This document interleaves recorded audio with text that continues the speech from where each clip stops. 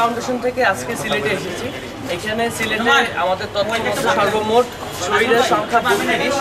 আমরা 32 জনকেই চেক দেওয়ার জন্য এসেছি, কিন্তু 18 জনের কাগজপত্র সম্পূর্ণ হওয়ার কারণে তাদেরকে আজকেই দিয়ে দিতে পেরেছি এবং বাকি 12 জনের মধ্যে কয়েকজন আমাদের কাছে কাগজপত্র জমা দিয়েছে, তাদের কাছেও ইতিমধ্যে চেক পৌঁছে যাবে এবং যারা বাকিরা আছে তাদের কাগজপত্র অ্যাজ সুন অ্যাজ আমরা পাবো তাদের কাছেও বাকি টাকাটা চলে যাবে এবং প্রত্যেক শহীদের পরিবারকে আমরা 5 লক্ষ টাকা করে আমাদের জুলাই শহীদ স্মৃতি ফাউন্ডেশন থেকে দেওয়া হয়েছে।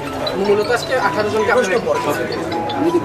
মূলত এখন আমরা 18 জনকে দিয়েছি এবং বাকি যে 12 জন আছে তাদের কাগজপত্র আমরা সংগ্রহ করছি। এই নতুন বাংলাদেশকে নতুনভাবে গড়ে তোলার দায়িত্ব আমাদের। আমার কাছে এখন পর্যন্ত 872 জন শহীদদের তালিকা আছে প্রস্তুতকরণ।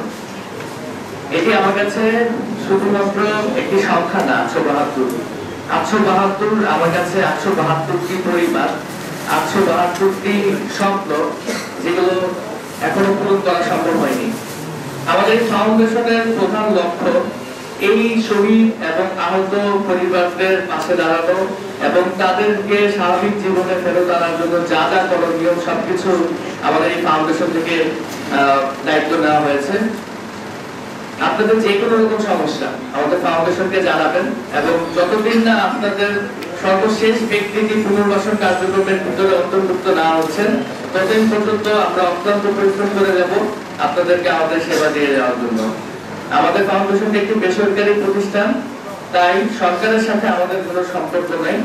যদি শহীদ এবং আহত বীরদের এতটুকু সম্মান হানি হয়, আমাদের ফাউন্ডেশন থাকবে সবার সেই কাতারে সবার সামনে যারা এটা প্রতিবাদ করবে। তো আমাদেরকে রিচ করার খুবই সুন্দর একটি পদ্ধতি আমরা তৈরি করেছি। আমাদের নাম্বার আছে 16300। যে কোনো সময় যে কোনো রকম সমস্যা আপনারা আমাদের সাথে যোগাযোগ করবেন এবং আমাদের পক্ষ থেকে সর্বোচ্চ চেষ্টা করা হবে আপনাদেরকে সহযোগিতা করার জন্য। আমি আর কথা বাড়াতে যাচ্ছি না।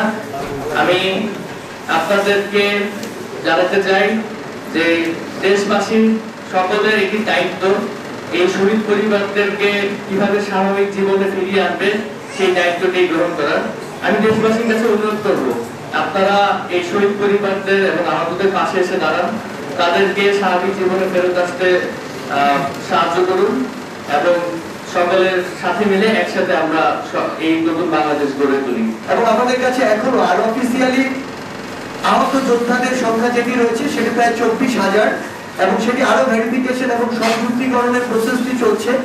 এটি আরো বাড়বে, প্রতিনিয়তই বাড়ছে।